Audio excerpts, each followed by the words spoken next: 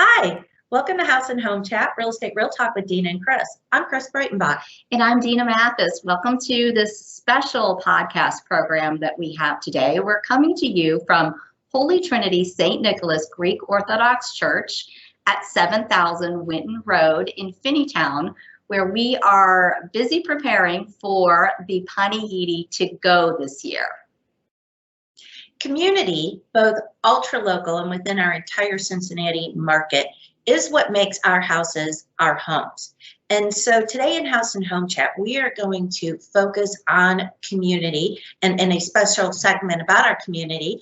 And then in Real Estate Real Talk, we're going to look at Finneytown, both as a city and its real estate market. Great. We'll look forward to that a little later in our program, but we've got two special guests today. We've got Eugene Nicholas, and we have Father Mark Emroll that we'll be talking to after we have a conversation with Eugene here about the Panegyri to go.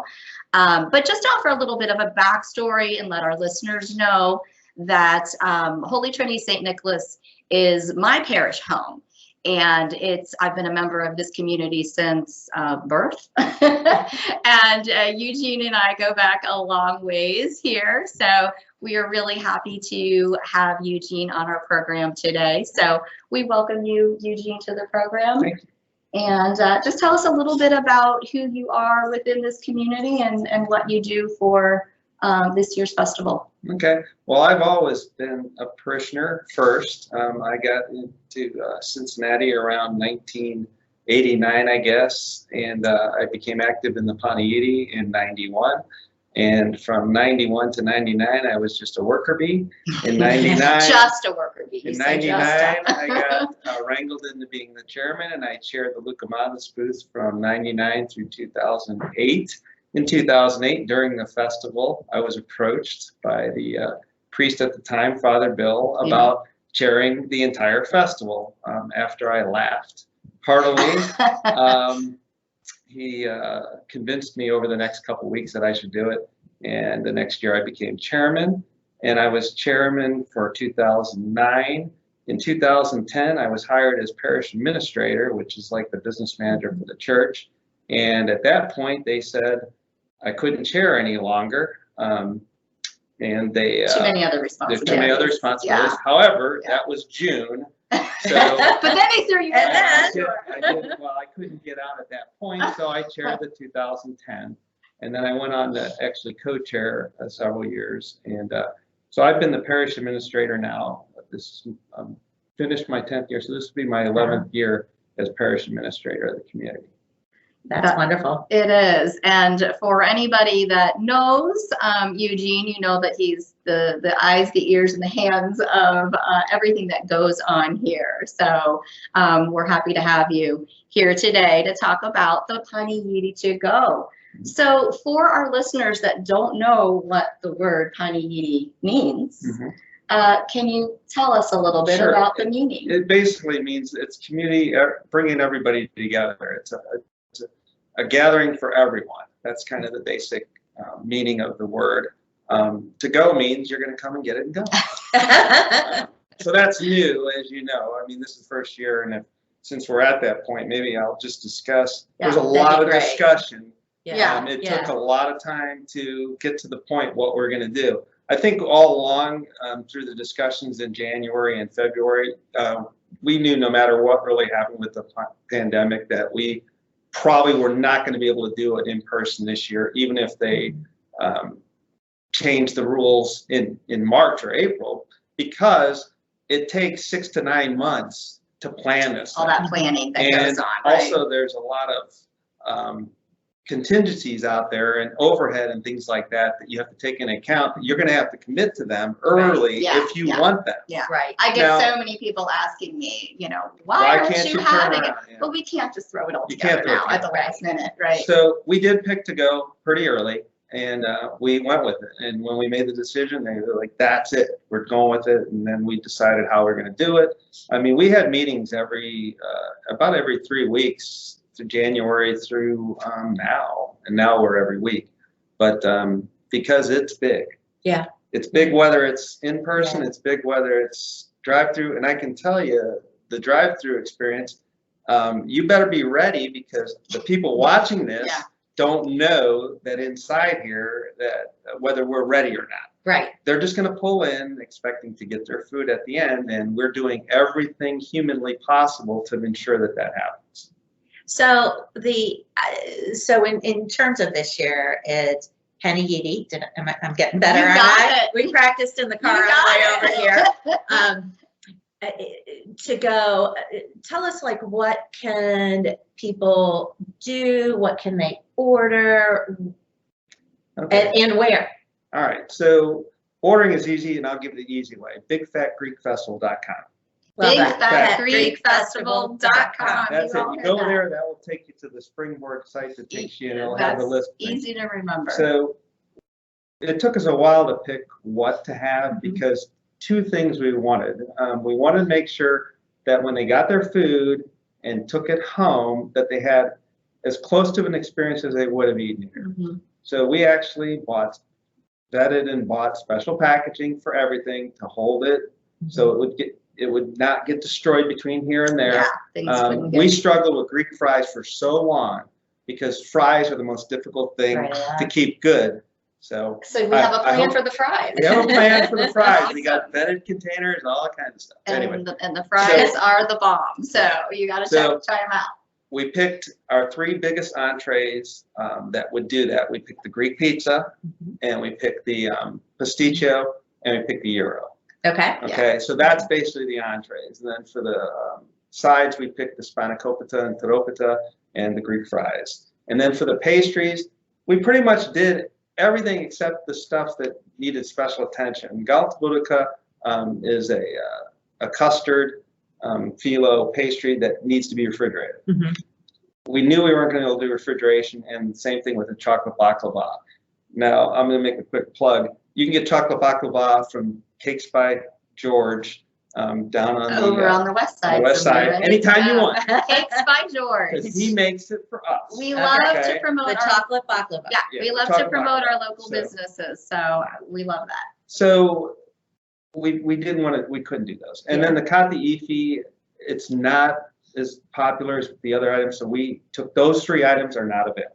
Okay. And everything else is as far as what we saw in our pastry booth, Well, you including can see the baklava, The baklava, right here in Which front of us. looks and smells beautiful. I was wondering how we were going to get through this whole podcast with baklava sitting in front of us.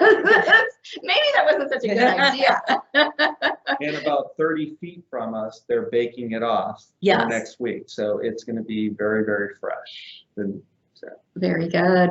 How are the orders going so far? So I know the order system was open as of June 1st, and it's just ongoing throughout the entire weekend of the festival, which is the 25th, the 24th, 25th, and 26th. there's a preview night, the 24th, for 3 hours. That will be shut off very soon.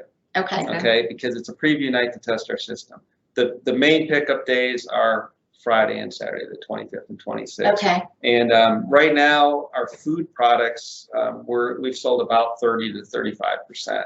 That's the entrees. The pastries, almost every pastry, we've sold over 50% that we have. Ooh, So right.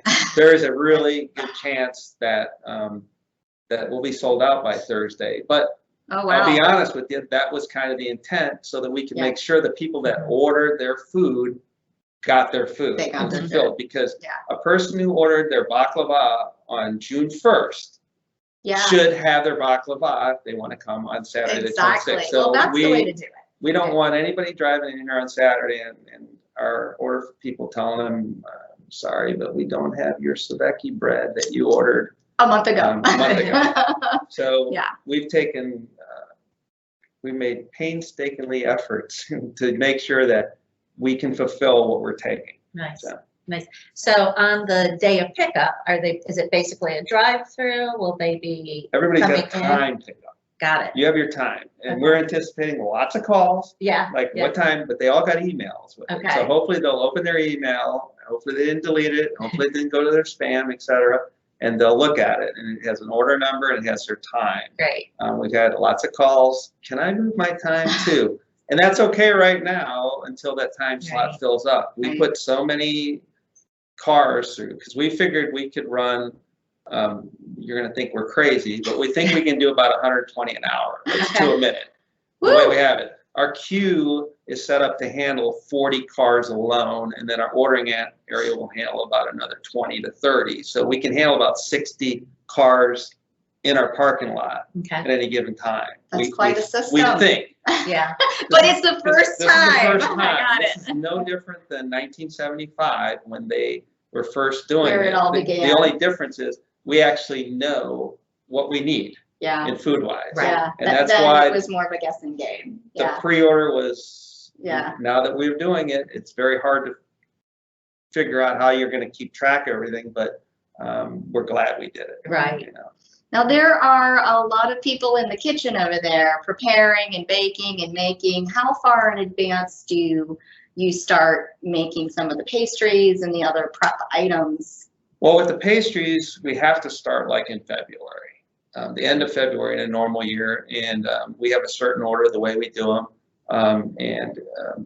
It's probably no surprise to your viewers that you have to freeze some stuff. There's no way we can make all this stuff the same week. Fresh. So the Here you majority go. of that is made. Now, again, for the weekend, the pizza is going to be made right then and there. Yeah. Yeah. The pasticcio, we're making it on Monday, so it's going in the refrigerator Yeah. on Tuesday, and then it'll be heated up Heated for you. and ready to go. Yeah. So, yeah. We don't microwave anything, so we're not like a typical restaurant. No, absolutely not. And You- there's a lot of equipment in that kitchen, and I didn't There- see a microwave anywhere. there- I saw no. And- beautiful, And beautiful and you cooking don't equipment. see a microwave in a typical Greek Yeah. mother's kitchen Yeah. either. Yeah. We don't microwave food. No. So no microwaves going on at all. And it really was buzzing as we were in that kitchen, as we were walking in. Love your setup. Obviously, it takes a community, it takes a village to pull something like this off to serve others. And so how many volunteers do you have, and or volunteer hours? What does it Well, take? We try to set up things in 4-hour shifts. Okay. Okay, but I can tell you there's many parishioners that they come in for their 4-hour shift and they stay all day because they recognize the They need, need the helping hands. Yeah. especially in a typical year. And it will be the same way in the year. I'll just talk about the Euro booth for a second, because Yeah. that is the, on the weekend, that is the most labor intense booth. Okay. Okay, Mhm. because you're making sandwiches constantly. You're cutting the Euro meat constantly. You know, I made a joke about this, but we don't want our drive-through line to be stopped because we ran out of the pitas that the Euro's gone. You have to grill them you do 36 on a grill, but you got to keep them going. Right. Okay. Right. You can't stop. Like the pita guy will not stop. It's a science. You Yeah. got this down. So- 36 at a For- time. Yeah. For this festival, we're estimating about 120.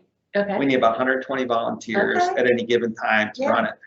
Because there's going to be a lot of people in the parking lot. Mhm. Because we actually have what we're going to call a sell lot section, because somebody's going to pull in off of Winton Road who hasn't placed an order. We're going to give them the QR code. Okay. They're going to go on the website. Yeah.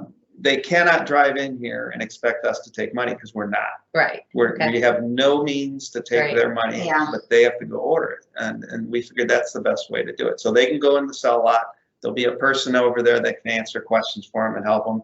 We're hoping the cell lot isn't going to be full, because it will be a problem, because they're going to go in and try to pick a time, and the time they're there, It's Might not gonna be available. Right. right? Got it might Got be if they're lucky. Yeah. Got it. But Yeah. there's Yeah. a good possibility that time could be full. So You're you've probably heard starting that. to figure out that I think we've thought of almost everything. Great. Now execution's another story, because people who come here will not be able to, like they normally do, walk in and just go, because they got to learn it. They got to learn what we're doing. We're going to have probably 30 pickers that are going to pick orders, Mhm. and then we're going to have about 20 people running orders out, Mhm. and then of course the people putting the food together behind them. So you can start to add up the numbers, and about 120 on a normal weekend. When we're doing in person, it's about 300 that you need. Okay. And not to mention everybody who's been volunteering since February. Yeah, Right. exactly. A lot of volunteers, a lot of man hours, a lot of people pulling this Yeah. event together, and it just in the to-go experience. So yeah, the panegyri doesn't look exactly like it has in years past, but you'll all still get all those great treats, the sweets, the gyros, all those items that you've been craving all year long. So it'll be more like a food festival panegyri than the whole full experience. But really quickly, Eugene, can you tell us just a little bit, the listeners maybe that haven't been to the panegyri in the past, what a typical panegyri looks like? Well, I mean, it looks like a big party. Because party. you can hear the music before you come in. Yep. Okay, at the entrance, you can hear it. Actually, when they drop you off, we have buses. We have 6 buses running all weekend long because we have free parking at St. X and we bus people over. So as soon as you walk off that bus, you're going to hear the music. As you turn the corner, this is not fair what we did, but we put, if you don't know what lucamadas is, it's a little hot. They're like donuts. It's like a donut. Yeah. It's hot and dipped in honey and cinnamon. Well, we put that right by the exit. So as you're walking in, you're going to smell dessert. And you can't leave without them, too. No, you can't leave without them. So you walk in, and it's typical that you are going to be immersed in smells as soon as you walk in, because that's going on. We've moved the souvlaki right next to that, so you're smelling the grilling on there, and then the gyro's right next to that. Okay, so as you're walking through, we strategically put drinks in different places so that once you pick up your food, you can go get a drink. We have 2 gigantic dinner tents, so once you've got all that together, you can sit down and eat. And then as you move through, you can see the stage there and watch the band and the dancers. So yeah, there's Greek dancing that goes on all weekend long. Right. Yeah. And then after that, you might be a little hot. Our inside is air conditioned, and that's where the pastries are. So you're starting to see that we get a nice flow here to get you through here and enjoy the time. So you walk in there, and we got a gigantic pastry booth. It's the biggest one I've ever seen. Anywhere, and I've been to a lot of festivals, done a lot of research on what works, and we have a very big, very efficient pastry booth, and you pick up your pastries, and there actually, if you want, there's that a little area where you can have coffee too right next yes, to that. A caffeinion, or a Greek coffee house, if you will. So there are a lot of I gotta say one more thing. Yeah, absolutely. And then we have church tours, yes, because we are a church. Yes. So don't forget that. Yes. So then you can go in the church and have a tour. Yeah, so it's a really immersive cultural experience. You get everything from the tours of the church. We open our doors to the community every year. It's really a lovely festival. We welcome all of Cincinnati every year. And how many years did you say? You said earlier. Well, the first year. Last year was supposed to be our 46th. Yeah. Well, so this year is our 46th. Our 46th or as annual we like to call it, 45th to go, and 45th and a half, but we'll be back next year in full force, right, Eugene? That's what we hope. That's what we hope. And in the meantime, it's panegyri to go. Panegyri to go. Wonderful. Okay, so my question I've been dying to ask is, what is the special food or treat or whatever that you're looking forward to having next week? Well, what is your must-have? My favorite thing at our festival, really, because I only get it once a year, is the Greek pizza. Okay. I really like the it Greek too. pizza, you know, It's so and good. we added the gyro meat to it a couple years ago. Yeah. But the one thing I'm going to miss this year is I really like the saganaki, which is the flaming Greek cheese. And unfortunately, we couldn't do that the way things are. I mean, how are you going to get flaming Greek cheese home to them? Well, it's probably not good. The cheese in itself is wonderful, but it is a whole experience. Yeah. Watching But it go on fire. I'm the purchasing person, so There are perks. I did buy a little extra cheese. The Nicholas Very household will nice. have saganaki. Well, Sure. So you'll be flaming that cheese. I will in- be extra flaming some bonus saganaki from cheese home. at home. Very, Love it. very nice. Love it. Anything else that you're dying to ask, Chris, or that No, that's Eugene just you'd like Want to to know what share? that favorite is? Thank you all. Thank you, Eugene, You're for welcome. joining us today. One more time, tell everybody where to go to order your panegyri to go. BigFatGreekFestival.com. And we're at 7000 Witten Road. Thanks, everybody. Thanks, Eugene. Thanks, Thank you. Eugene. Thank you. Well, again, Eugene, thank you for joining us and sharing about the festival. Everybody, please get online, place your order because you really want to have some of this baklava.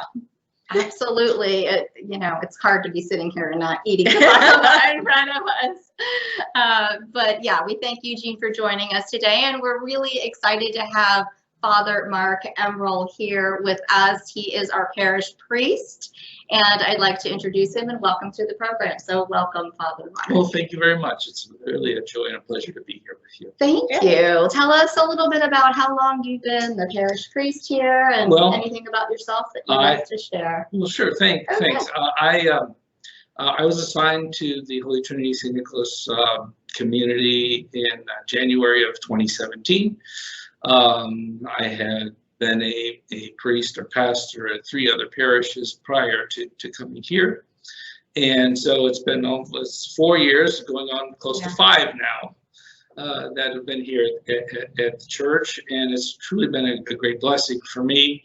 I've had a special connection to the community for a long time because my wife, Panegyri, was born and raised in this community. So had a connection long before my assignment here. So she gets to come back home. She comes back home, and gets to experience all of the beautiful things about not only the parish, but about this beautiful community and the city of Cincinnati. So. Yeah, and I was sharing with our listeners earlier that I have my own special connection, and that I was basically, this has been my home since birth.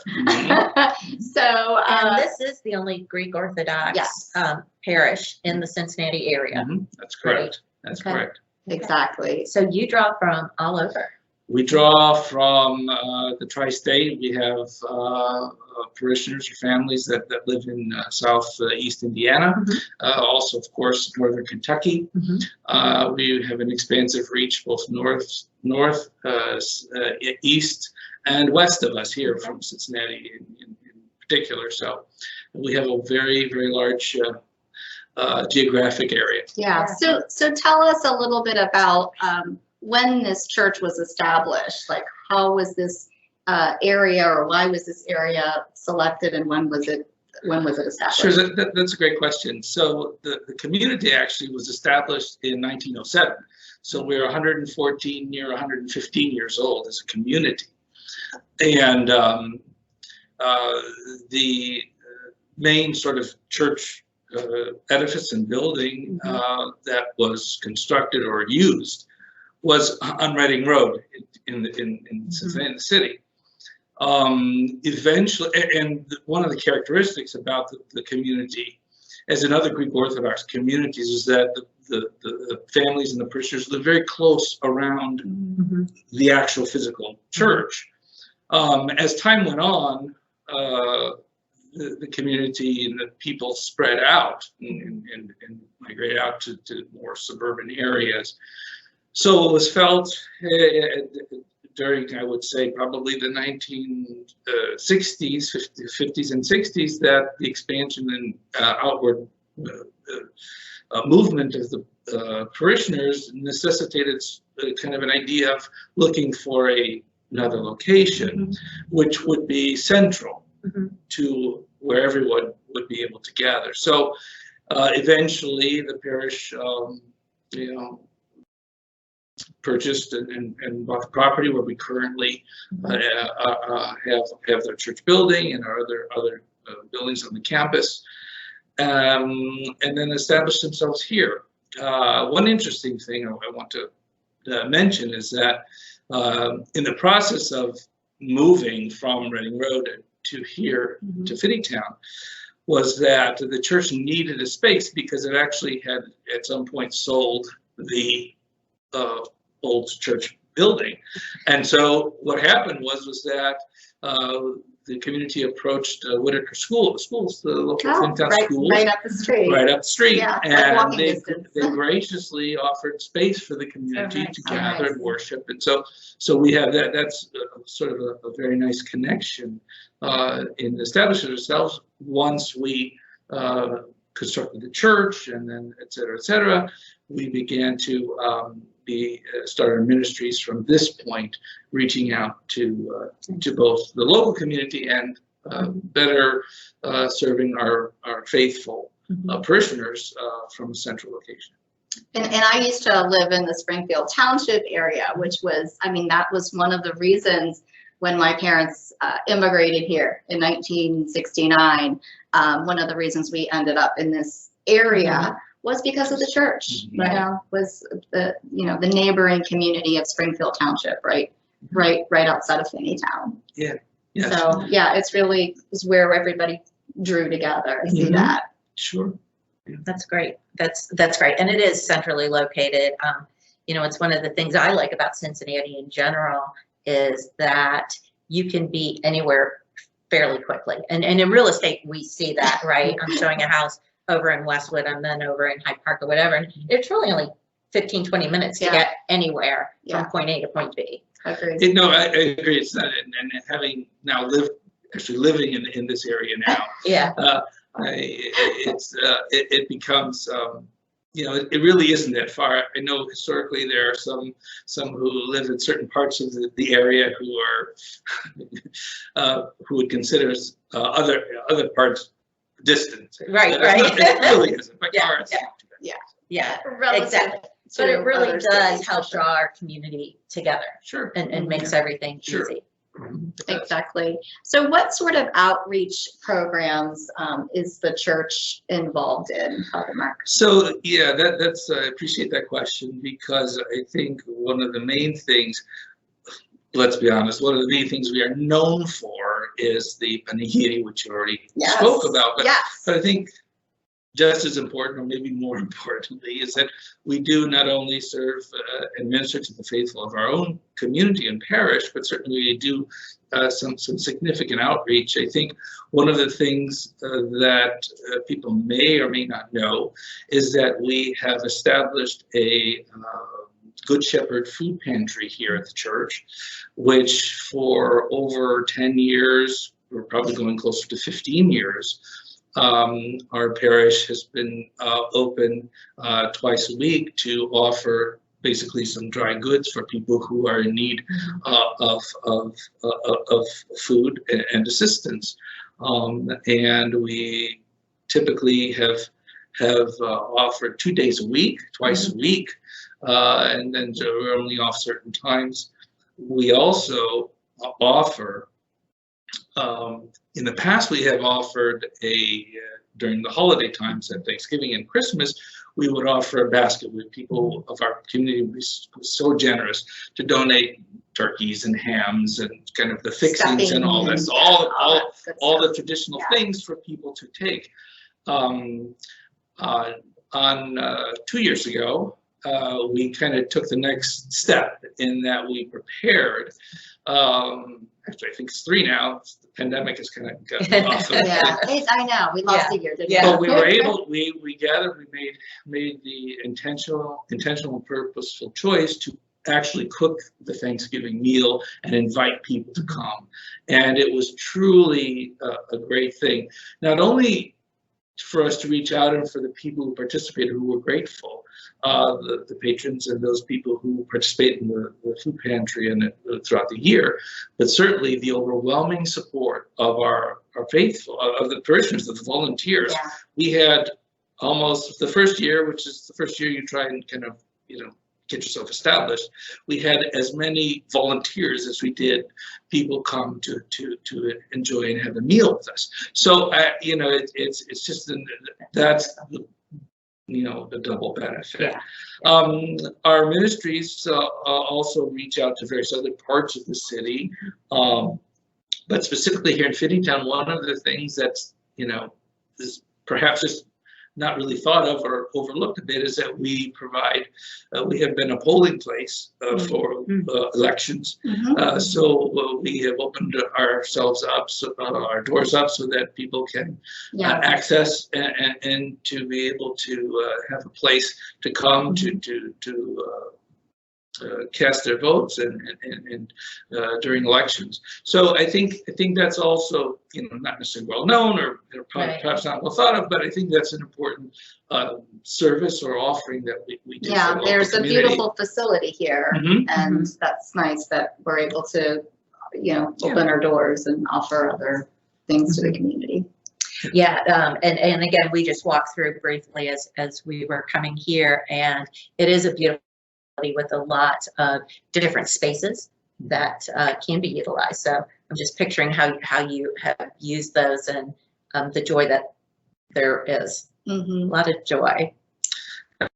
And I would say too that, so one of the things about the Panegyri or festival is that we, obviously it is a fundraiser for the church and our ministries, but a certain portion of those those funds that we raise are really put back into the community through things like the Good Shepherd Pantry ministry and other things, and we certainly look and hope to expand that, and we continue to expand that as moving forward. To make to utilize those resources to continue the ministry and the work of the church. Well, it's not a typical year. It's not a typical Panegyri year, but I think the city of Cincinnati will be really happy to be able to at least enjoy in the food part of the Panegyri that they're so used to. Year after year after year. Yeah, and then of course we give thanks and glory to God, and we are certainly grateful for the generosity and the outpouring of support that certainly Finneytown, our beloved Finneytown, and certainly the greater Cincinnati area, show and support. I think Chris has one final question. Okay, because I'm dying to ask, so I know Eugene's answer to this. Okay, so we have heard about these incredible dishes and desserts that are being made for next week. What is it you are looking forward to having the most? It's hard to narrow it down. Well, it actually is because, of course, these types of foods and items are not necessarily a once a year experience for me. I just think I can't say just one. Okay, what few then? A few. Okay. Well, if you had a menu, I could probably certainly the gyros, the pizza, the pasticcio. Yeah. The things that we're offering are not just some of the favorite things of people, but they what makes them special is that when they're prepared not just in an ordinary way. They're prepared how they should be prepared and made, but they're also made with love and with care and concern. And I think that's what kind of flows out of all the food. So I would say all of it is made with love. I love that you said that because, just as we were entering into the kitchen, there's all of the women and some men of the community who, lovingly are baking and still preparing things for next week's big event. So come and get it. Order now before it's too late, because if you try ordering the weekend of the To-Go Festival, then you may miss out. Yeah. Well, Excellent. Thank you, Father Mark, for joining us. Well, thank you very much. It was it's really really happy to be here. Yeah, thank you so much. We appreciate your being here. Thank you.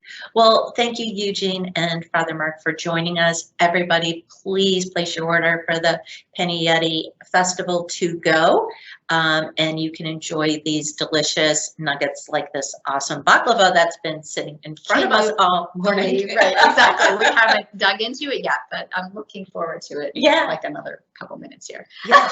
And as we said, we are in Finneytown, Ohio, and so Dina and I thought we would take a minute, talk a little bit about Finneytown as a community, and then talk about its housing and real estate. 100%.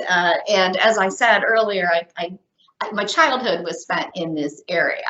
And, you know, we come back here every single Sunday, obviously, to church. But there are some interesting facts that I didn't even know growing up in the area until I really looked into it. And I didn't realize that Finneytown, in and of itself, is only 4 square miles. Yeah, that's almost runnable. Yeah. on a really good day. For the runner in you. Yeah. Yeah, so it's got a population of 12,740, I think, something like that. That was like the last census. Yeah. Yeah, and of course we've got St. Xavier High School right around the corner, where the busing all comes from for the festival as well. So they've been a partner with the community and the festival for years now. And I don't know, what other kind of facts did you maybe dig up? So, which fun fact do you want to know? I don't know. I've been called Cliff Clavin this week for those people who watch Cheers, because there's all these great little nuggets. All sorts of useful, right? Useful or useless pieces of information. Some things that I learned. Charlie Harper is one of my favorite artists, and in my house we've been collecting his artwork for 30 years, ever since I moved to Cincinnati. Yeah. And he apparently is from Finneytown. Oh, wow, okay. Yeah, a lot of other great people too. If you Google Finneytown, you can look them all up. But for such a small community, there are just these wonderful, notable people that came out of the Finneytown area. Yeah. Did you know that there's a street in Finneytown named Pringles? Oh, not only did I know there's a street named Pringle in Finneytown, but folklore has it that it is why Pringles are called Pringles. Okay. And you got to assume it, but like, I guess you don't know if it's true or not, right? So my understanding is that there were 2 P&G advertising people who lived in the area, or I don't know, on Pringle, off Pringle, whatever, but in the area, who thought that Pringle potato chips or Pringle potato crisps had just a ring to it. Did you say Pringle potato crisps? Yeah. Is that what they were originally called? Or what they need to be called, I don't know. But potato chips, potato crisps. Fun fact, Chris. Yeah, I told you I'm like the Cliff Clavin. So what a neat. And so whether that is true or not, I just think that's a fun thing. Anytime you're passing Pringle or driving down it, you can now think about that. You can think. We're gonna have to drive home. We're gonna have to find Pringle. Yeah, 100%. Yeah, let's toast it. Absolutely. So a little bit about just some housing stats in the area, the MLS stats. There are currently 8 active listings. And thought it was interesting to look at the price point in this area. Yeah. Those homes ranging in price between $145 and $264. Yeah, that's a nice, right? Nice, affordable, yet fairly large span. Yeah. Exactly. Yeah, exactly. It gives people a great place to go. Hey, there are 22 that are pending. So while there's only 8 active, there's 22 that are ready to close. And that's par for the course as to what's going on all around the city. Obviously, we don't have to mention it over and over and over again, but it's still continuing where we have that shortage of active listings and that sitting inventory is going so quickly. And as far as sales go, in the last 6 months, we had 67 sales. Averaging about 200,000 in the 200,000 price range. And really that price ranges from 58,000 to 393. So again, it's a pretty large range. That 58.5 is kind of an offset. Most of them really start in that 150 to 400 range. And what I really notice about this community, just as you know, growing up here, is that there just really is a whole huge variety in the types of housing and the styles of housing. You don't get that same cookie cutter brand house that you get, you know, in other maybe newer communities. But it's really the evolution of the housing and how it's changed is really pretty cool, because you can get everything from a ranch to you know, a Cape Cod, you know, there's all kinds of little different. bungalows.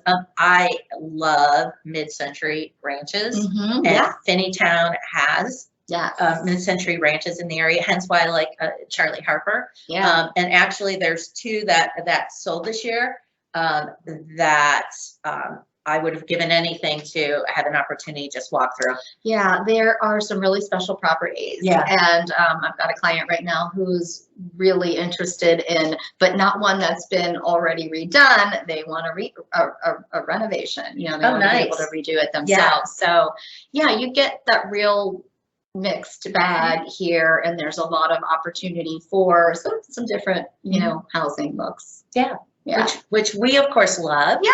So if you want to explore Finneytown or another area, you know, Dina and I would love to help you explore the housing and find the house where you want to be. We would love to help you in Finneytown or any other area of town. So please reach out to us. We thank you all for joining us here today. We're really excited to get ourselves some baklava right here. And get online and order yourself a gyro, order yourself some of that Greek pizza. I think the Greek pizza is probably the thing that I that's, you know, my question. I you know, what are you looking forward to? I love a good gyro. I love a good gyro, and I have to have one always, every year. But the pizza is something that I don't make for myself at home, so it's really kind of special. So everybody get yourself some pizza. That said, this is House and Home Chat, Real Estate Real Talk with Dina and Chris. We'll talk to you soon. Thanks, everybody.